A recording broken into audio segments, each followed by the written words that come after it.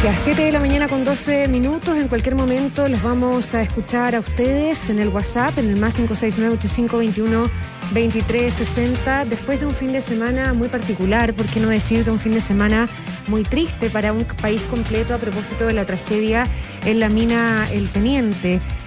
Afortunadamente, y uno podría decir, fueron encontrados los cuerpos de los mineros que permanecían atrapados en un proceso que ahora involucra la pericia genética del Servicio Médico Legal, que anoche explicaba las razones en la demora en la entrega de algunos cuerpos a sus familias, porque inmediatamente, a medida que se iban recuperando esos cuerpos, la Fiscalía y la Policía de Investigaciones daban cuenta de quién se trataba. El Servicio Médico Legal, y esto lo vamos a estar revisando en un ratito, les explicaba a las familias que hay algunos cuerpos que necesitan ser periciados genéticamente antes de ser ahí entregados, en un proceso que termina el de rescate, pero que da paso a otro igual de importante, igual de necesario, igual de perentorio, que es la investigación para determinar qué pasó ahí en el nivel 7 de la mina del Teniente, que terminó con esta tragedia de 6 mineros fallecidos. El Ministerio Público ha dicho que el yacimiento se convirtió en un sitio del suceso tras lograr la recuperación de los cuerpos de los 5 mineros que permanecían desaparecidos desde el jueves. En total, sabemos, son 6 trabajadores fallecidos. La Fiscalía Regional de O'Higgins dice que dispondrá de 2 fiscales exclusivos para esta causa y comenzarán el trabajo investigativo ya a primera hora de hoy. Se busca establecer, ya decíamos, si se acredita el delito de cuasi delito de homicidio. Richard Jiménez ha permanecido allá en Rancagua y a esta hora nos tiene los detalles. Richard, ¿cómo te va? Buen día. Hola Paula Bravo, buenos días. Sí, el Ministerio Público está indagando un posible cuasi delito de homicidio por lo que sucedió en la mina El Teniente. Ahora, esta configuración legal, eventualmente delictual, podría ir cambiando con el desarrollo de la investigación. Lo dijeron ayer desde la Fiscalía. Pero ¿por qué por ahora se habla de solamente de un posible cuasi delito de homicidio? Es porque cada vez que hay una muerte violenta, en este caso de 6 personas, como en este caso por un accidente laboral, pueden haber infracciones legales reglamentarias y a la normativa de seguridad que eventualmente no se habrían cumplido y por tanto es posible que se establezca una responsabilidad culposa. Ya valiosa información se ha levantado, han dicho desde el Ministerio Público, aunque no haya ahora una hipótesis en particular que se siga de por qué motivo se produjo la emergencia. Está el antecedente del sismo magnitud 4.2 que tuvo su epicentro a 300 metros del derrumbe, que es la versión que entregó Codelco, apoyada porque habrían registros sismográficos en Chile y en Estados Unidos. Otros, entre dirigentes sindicales, trabajadores, hablan de un sismo, comillas, tipo minero o sismo inducido, aquel movimiento que se produce por el socavamiento del cerro a causa de la sobreexplotación de la roca mineral. ¿Qué tipo de sismo es el que se originó, uno geológico o mineral? Es algo a esclarecer. Oigan, y es lo que dijo ayer el propio fiscal Aquiles Cubillos, jefe del Ministerio Público acá en la región de O'Higgins, cuando le preguntamos por estos 2 tipos de sismo, el tectónico, el geológico o el mineral. Habrá que consultar a expertos, agregó. En tal sentido, a los peritos, tales como geólogos y geomensor, este último un perito que tiene a cargo la planificación y el levantamiento topográfico, este tipo de peritos tiene la Policía de Investigaciones, pero se va a pedir la colaboración de ingenieros en mina que trabajan en convenios con universidades para comprender bien lo que podría realmente haber sucedido. Así lo expuso también el fiscal Cubillos, al dar cuenta del trabajo que se viene, ya con las declaraciones que ya se han tomado a testigos de la emergencia, a gerentes, a operarios de la empresa, a prevencionistas y a la labor en terreno que tiene que ya comenzar a desarrollarse, en lo que ayer era una zona de rescate, hoy convertida en un sitio del suceso a explorar, para saber qué pasó. La voz del fiscal a continuación.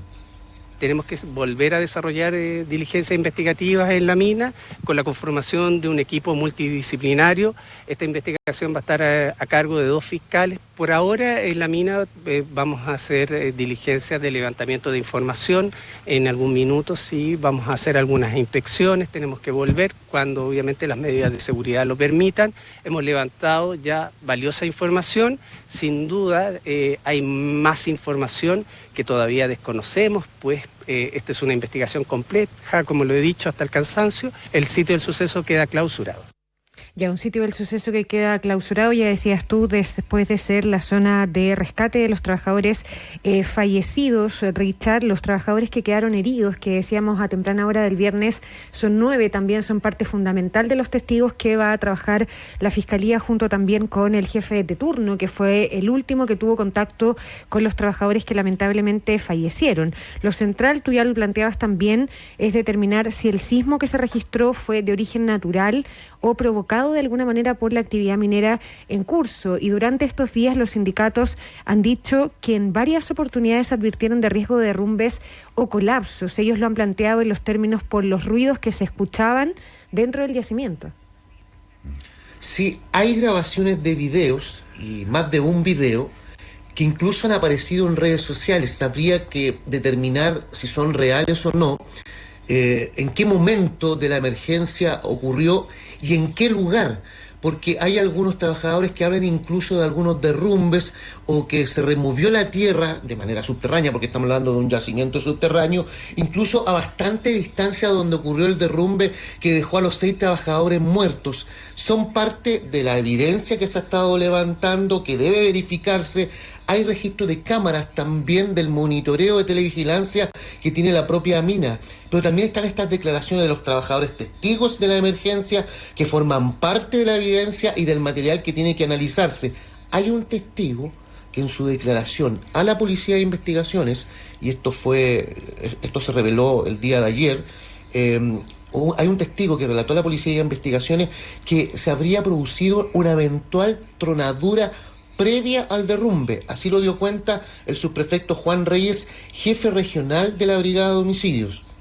Esta evidencia, cuando toman la importancia, puede transformarse en un medio de prueba cuando tengamos línea de investigaciones definidas. Sin embargo, hemos tenido muchas entrevistas a las personas lesionadas, testigos. Aquí hay entrevistas fundamentales que son personas que eran testigos presenciales que se hacían acompañar de las víctimas. Es decir, ellos estuvieron cercanos al lugar y dan testimonio de cosas que ocurrieron en el interior que tienen que ser contrastadas, obviamente. Hay algunos de los testigos que comentan aquello, otros hablan de ruidos inesperados previamente, y por eso que también nosotros estamos recabando de sismología todos los antecedentes previos que pudieran haber.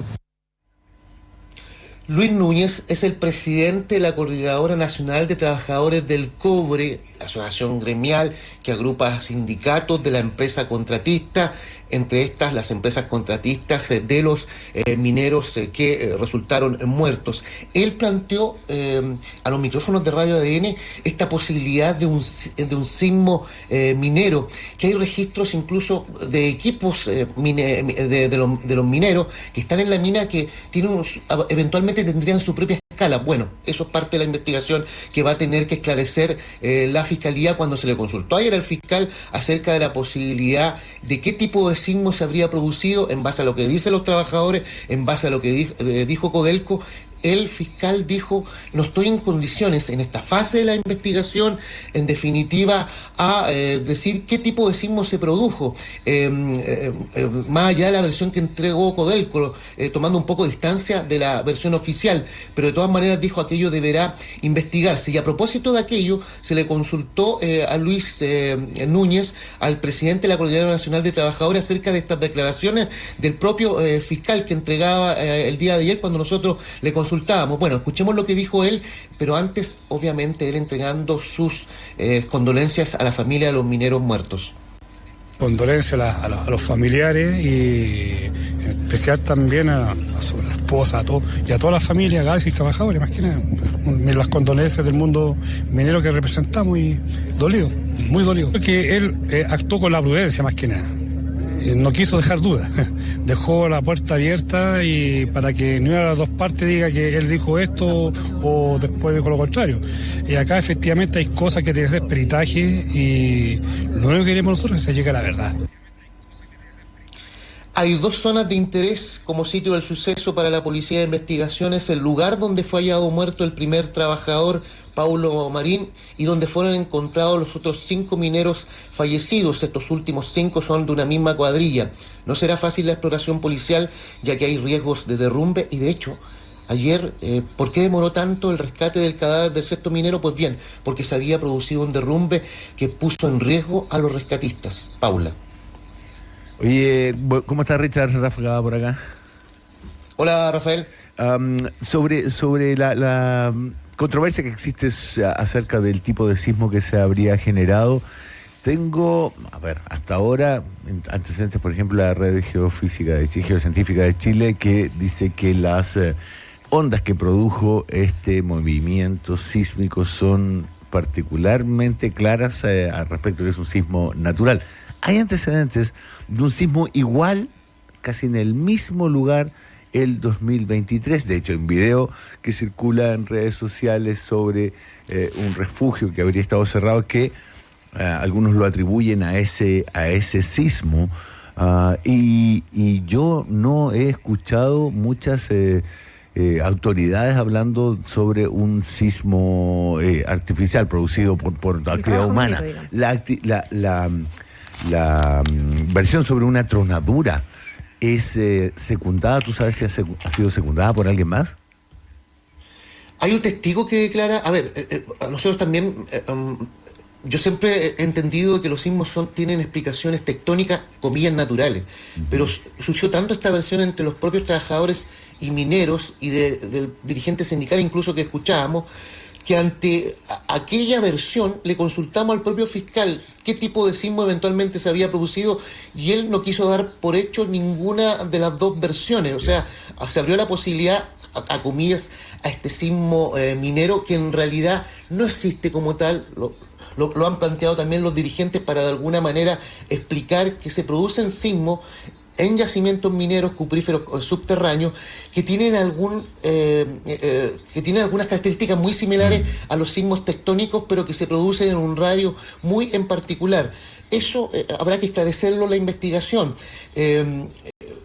Está claramente la información científicamente comprobada de que efectivamente se produjo un sismo en la zona, y de hecho Codelco señala que el epicentro estuvo a 300 metros de donde se produjo el derrumbe, y esa es la declaración que entregó a la propia Fiscalía. Y sobre la tronadura es lo que ha señalado la propia Brigada de Homicidio de la Policía de Investigaciones como una declaración de un testigo de los trabajadores aparentemente sobrevivientes o que lograron escapar antes de que se produjera la emergencia propiamente tal. Ahora, la calificación de tronadura muchas veces puede también ahí haber una distancia muy cierta de si lo que fue una tronadura que se escuchó antes del derrumbe fue una tronadura o más bien fue que el cerro se asentó. Entonces, claro. Ahí están...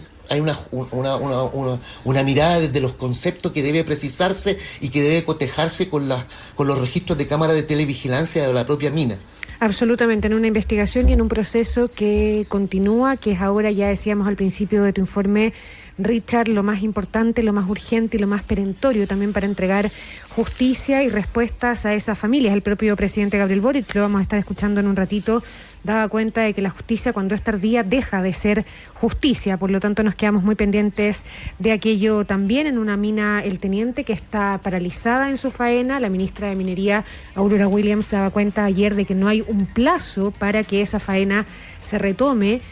Quieren que sea lo más pronto posible, pero también lo más riguroso posible para entregar todas las garantías a los trabajadores ahí del Teniente, con todo lo que eso significa para la producción del cobre, para la economía y todo lo demás. Pero después de una tragedia como la que hemos vivido este fin de semana, no hay otra respuesta posible. No, claro, no la hay, pero hay que ver hasta cuándo le alcanza el stock que tiene de mineral excavado y extraído de la mina a Codelco para seguir alimentando la línea de producción.